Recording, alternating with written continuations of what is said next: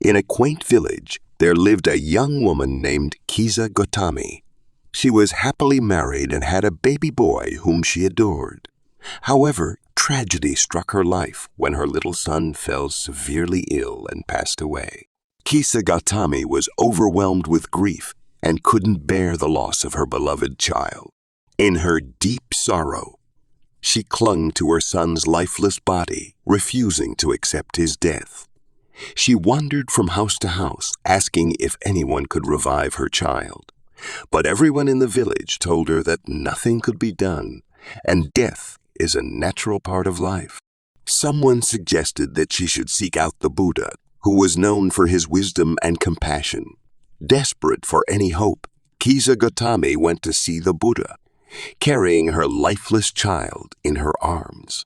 She fell at the Buddha's feet and tearfully implored him, "Please, noble one, can you bring my son back to life?" The Buddha looked at her with infinite compassion and said, "I cannot do that, but there is one thing I can help you with.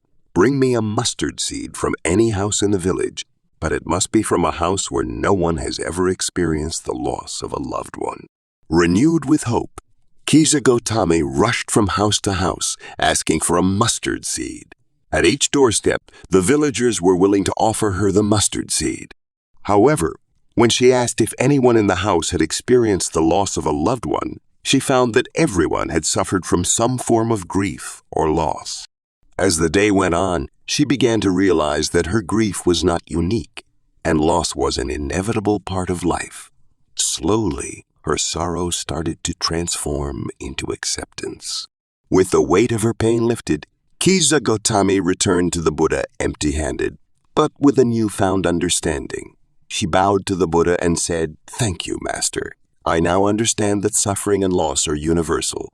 I have learned to accept the impermanence of life." The Buddha gently replied, "Indeed, Kisa Gotami.